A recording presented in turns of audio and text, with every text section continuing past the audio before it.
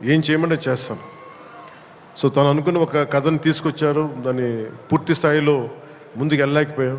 చిన్న కథ మారింది, మధ్యలో కోవిడ్ వచ్చింది. వీటన్నిటి మధ్య పాలిటిక్స్కి వెళ్ళాం. పాలిటిక్స్లో ఇప్పుడున్న పదవిని బాధ్యతలు తీసుకోవటం వల్ల వీటన్నిటి మధ్య ఎలా డేట్స్ ఇవ్వాలి అన్నీ కూర్చోబెట్టి నాకున్న ఈ విధులకి ఇబ్బంది కలగకుండా ఎలా చేయాలనేది రాత్రి పగలు కూర్చొని చాలా తక్కువ టైంలో చేశాను. ఈ సినిమా చూసిన తర్వాత నాకు ఒకటేమనిపించిందంటే 48 రోజులు చేసావా హరీష్? ఒక 40-45 రోజుల్లోనే సినిమా ఫినిష్ చేశాను, మేజర్ సినిమా అంతా. అది కూడా కరెక్ట్గా చెప్పాలంటే రోజుకి నేను పొద్దున ఒక 2-3 గంటలు, సాయంత్రం ఒక 3 గంటల అలా పనిచేశాను, కొన్నిసార్లు 5-6 గంటలు. అంటే నిజంగా ప్లాన్ చేస్తే నాకు సినిమాలు చేయొచ్చు అని భరోసా ఇచ్చింది ఉస్తాద్ భగత్ సింగ్. తన హరీష్ అంత బాగా ప్లాన్ చేశాడు. అంటే ఒక దర్శకుడు చాలా బాగా చెయ్యాలి అంటే ఒక మైత్రి మూవీ మేకర్ సక్సెస్, వాళ్ళు తీస్తున్న వరుస విజయాలు కావచ్చు, పుష్ప కావచ్చు, రేపొద్దున్న పెద్ది కావచ్చు, అంతకుముందు తీసిన దూకుడు కూడా మీదే కదా, జనతా గ్యారేజ్ కానీ, శ్రీమంతుడు కానీ, సినిమాలంటే ఒక నిర్మాణ సంస్థకి ఇన్ని విజయాలు ఎందుకు వస్తాయి? అది కాకతాళీయంగానో చాలా యాక్సిడెంట్గా జరగవు. They must be great thought behind it, great effort behind it. అందుకని వీళ్ళకి విజయాలు వస్తున్నాయి అంటే వాళ్ళు ఎంత కష్టపడతారని నాకు ఈ సినిమా చూసాక నాకు అర్థమైంది. మనస్ఫూర్తిగా అలాంటి మైత్రి నిర్మాణ సంస్థలో నాకు అవకాశం వచ్చినందుకు మనస్ఫూర్తిగా వారికి నా ధన్యవాదాలు తెలియజేసుకున్నాను. సారీ, నేను పాలిటిక్స్లో మాట్లాడలేకపోతున్నాను, కొంచెం భరించండి.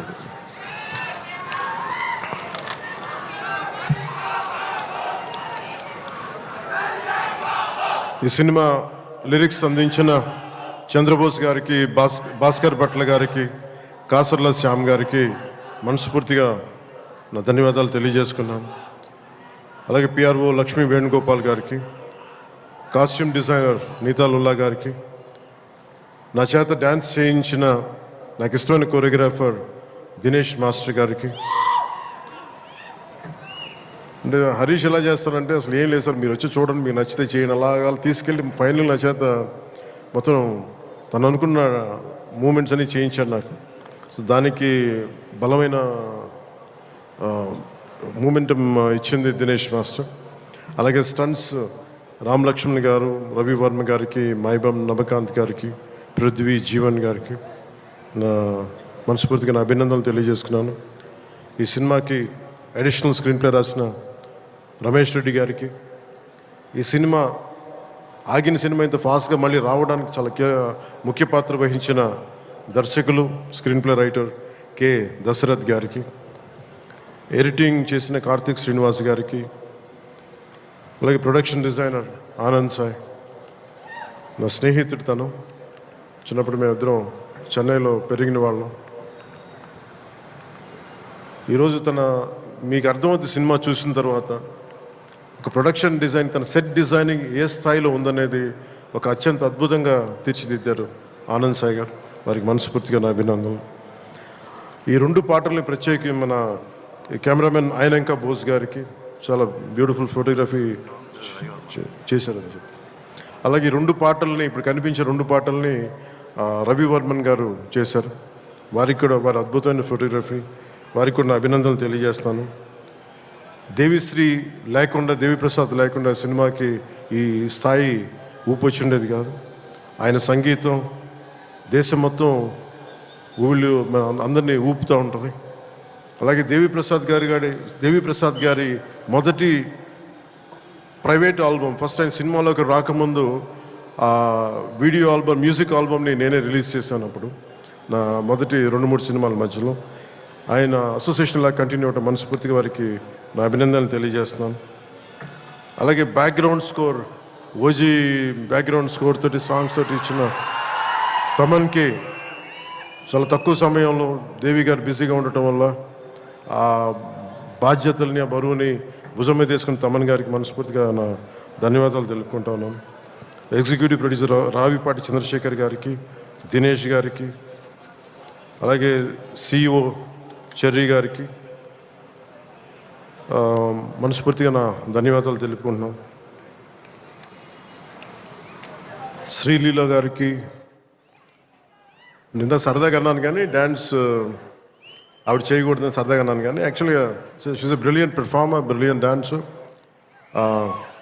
అయితే నాకు ఈ కథ, ఆ చిత్రం, ఆ పర్టికులర్ సాంగ్లో ఏంటంటే తనకి డిఫరెంట్ క్యారెక్టర్ని చాలా బాగా మలిచారు మన హరీష్ శంకర్ గారు. అందుకని తనకి ఈ సినిమాలో డ్యాన్స్ తక్కువ ఉన్నా కానీ తన పెర్ఫార్మెన్స్ చాలా చాలా అద్భుతంగా చేశారు శ్రీలీల గారు. It's very brilliant performance. ఒక నోస్టాలజిక్ ఫీలింగ్ ఏదో వస్తుంది అనుకుంటాను. ఆ పర్టికులర్ సాంగ్ ఏదో ఒక పర్టికులర్ నేపథ్యంలో సంగీతాన్ని వాడారు మన హరీష్ శంకర్ గారు. దాంట్లో శ్రీలీల గారు చేసింది కానీ తన క్యారెక్టరైజేషన్ నాకు తెలిసి ఇప్పుడు దాకా శ్రీలీల గారు చేసిన క్యారెక్టర్స్లో చాలా గుర్తుండిపోయే పాత్ర ఉంటుందని నేను మనస్ఫూర్తిగా నాకైతే నేను మన డబ్బింగ్ చెప్తున్నప్పుడు నాకు అది అనిపించింది. She has done a great performance and great job. Raashi Khanna garu కథ వినకుండా కేవలం నేను యాక్ట్ చేస్తున్నాను, నా పక్కన యాక్ట్ చేయాలి అని చెప్పి పెద్ద మనసుతోటి కథ కూడా వినకుండా స్ట్రైట్గా సెట్కి వచ్చి ఆ రోజు నాతో మా చెప్పారు, మీ కథ కూడా వినలేదు, మీతో యాక్ట్ చేయాలని దీంతో వచ్చేసానని చెప్తే రాశికన్న గారికి కూడా మనస్ఫూర్తిగా నా ధన్యవాదాలు, అభినందనలు తెలుపుకుంటున్నాం. She has done a fabulous job, brilliant job. అలాగే ఈ సినిమాకి ఇద్దరు ముఖ్య పాత్రధారులు, ఒకళ్ళు కేఎస్ రవికుమార్ గారు తమిళనాడు తమిళ ఫిల్మ్ ఇండస్ట్రీ నుంచి, అలాగే పార్థిబన్ గారు. అలా కేఎస్ రవికుమార్ గారికి మన రజనీకాంత్ గారితో, కమల్ హాసన్ గారితో చాలా సినిమాలు చేసిన వ్యక్తి, దర్శకులు వాళ్ళిద్దరు. కేఎస్ రవికుమార్ గారు, వారికి కూడా నా ధన్యవాదాలు తెలియజేస్తా ఉన్నా. ఎస్పెషల్లీ పార్థిబన్ గారికి నాకు చాలా ఇష్టమైన వ్యక్తి. నేను చెన్నైలో ఉన్నప్పుడు ఆయన పుదీపాద అని చెప్పి మొదటి సినిమా ఆయన డైరెక్ట్ చేసి ఆయనే హీరోగా యాక్ట్ చేశారు, సీత గారి హీరోయిన్. నేను వెళ్ళి మెడ్రాస్ ఐ థింక్ ఇక్కడ ఉదయం థియేటర్ అనుకుంటా, నేను నా ఫ్రెండ్ ఆనంద్ సాయి మేము ఇద్దరం వెళ్ళి ఆ సినిమా చూసాం. ఫస్ట్ సినిమా సంవత్సరం ఆడింది, అది ఒక సంవత్సరం అంత బ్రిలియంట్ ఫిల్మ్ చేశారు. తర్వాత తెలుగులో కూడా చేసినట్టు ఆ cinema. Such a brilliant director, brilliant screen play writer, అసలు ఆయన మోటివేషనల్ స్పీకర్ కూడా ఆయన. అలాంటి పార్థిబన్ గారి సినిమాలో చాలా అంటాగనిస్ట్గా నటించడం మనస్ఫూర్తిగా వారికి బ్రిలియంట్ పెర్ఫార్మెన్స్ బై పార్థిబన్ గారు, వారికి నా ధన్యవాదాలు తెలియజేసుకుంటున్నాను. కొన్ని గౌతమి గారికి తల్లిపాత్ర చేసిన సత్యం రాజేష్ గారికి, ప్రవీణ్ గారికి, ప్రభాస్ శ్రీను గారికి, KGF అవినాష్ గారికి, కిల్లి క్రాంతి గారికి, రావు రమేష్ గారికి, రమేష్ రెడ్డి గారికి, మాగంటి శ్రీనాథ్ గారికి, మీర్ సర్వ టెంపర్ వంశీ గారికి, అలాగే నా చిన్నప్పుడు పాత్ర చేసిన పుష్కర్ గారికి మనస్ఫూర్తిగా నా అభినందనలు, నా ధన్యవాదాలు తెలియజేసుకున్నాను. నవీన్ గారికి గబ్బర్ సింగ్ చూసినప్పుడు యుఎస్లో ఆయన మొదటి డిస్ట్రిబ్యూటర్గా ఉండేవారు. చాలా సందర్భాల్లో కలిసినప్పుడు నాతో మీతో ఒకసారి సినిమా చేయాలి, అలాంటి గబ్బర్ సింగ్ లాంటి విజయం ఉండే సినిమా మీకు చేయాలని కోరికని ఒక 7-8 ఇయర్స్గా, ఆల్మోస్ట్ 10 ఇయర్స్గా అడుగుతూ ఉన్నారు. అది ఈరోజు ఉస్తాద్ భగత్ సింగ్ ద్వారా తీరుతుందని మనస్ఫూర్తిగా నేను ఆకాంక్షిస్తున్నాను, ఆశిస్తున్నాను. అలాగే రవి గారికి కూడా నా బెస్ట్ విషెస్ తెలియజేస్తా ఉన్నా. ఈ సినిమా ఈరోజు ఇంత బాగా వచ్చిన సినిమా అంటే ఒకడే కారణం. దీనికి మీలో ఒకటి దర్శకుడైతే ఎలా ఉంటుంది, అది హరీష్ శంకర్.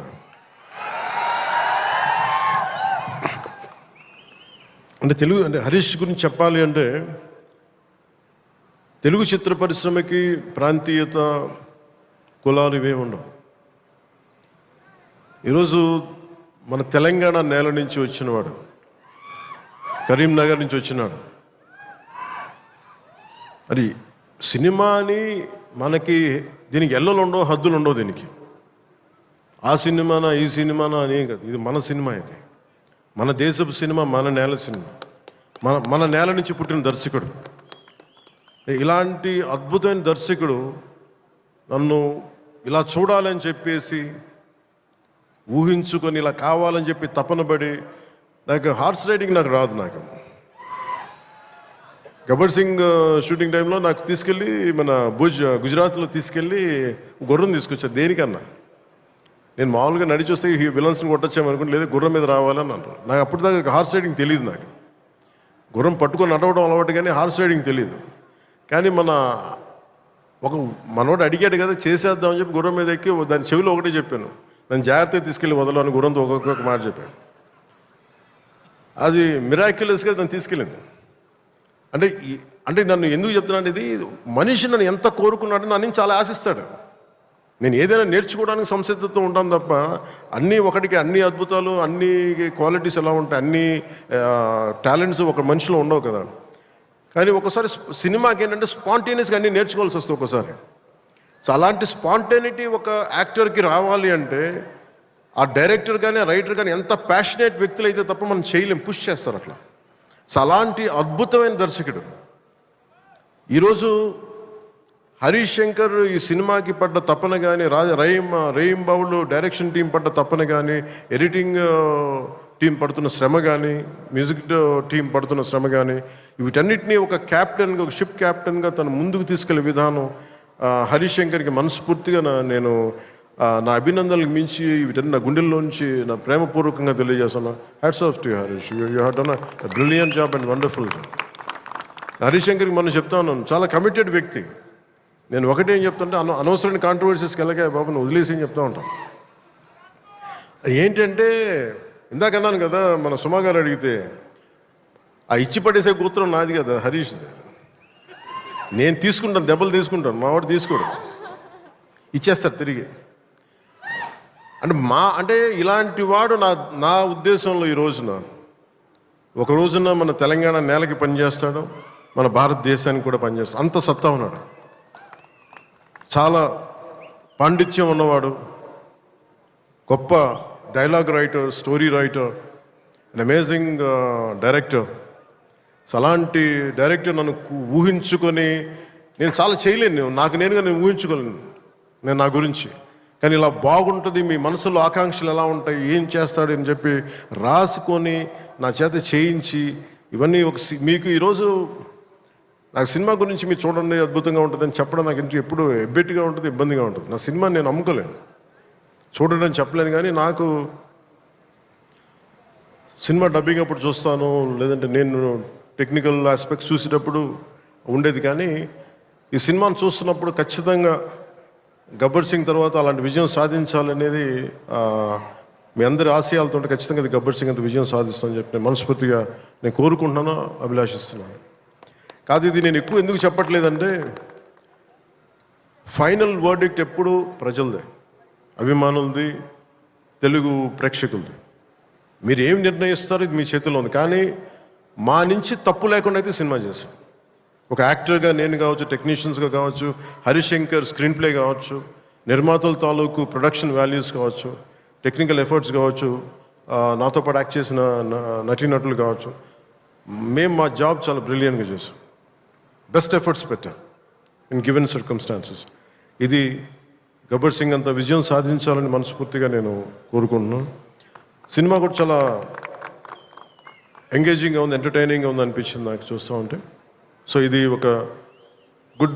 ఒక మాస్ ఎంటర్టైనర్గాను, లేదంటే మీరు ఎలా చూస్తారు, నేను కూడా 19th ఉగాది రోజున మీరు ఎలాంటి తీర్పునిస్తారు, మీకు ఎలా నచ్చుతుంది నేను కూడా ఎదురు చూస్తూ ఉన్నాను. ఎక్కడో మారుమూల నేను పాలిటిక్స్లో ఉన్నా కానీ నేను ఎప్పుడు సినిమా నా నుంచి తీయలేదు, నా గుండెలో ఉండిపోయింది, నర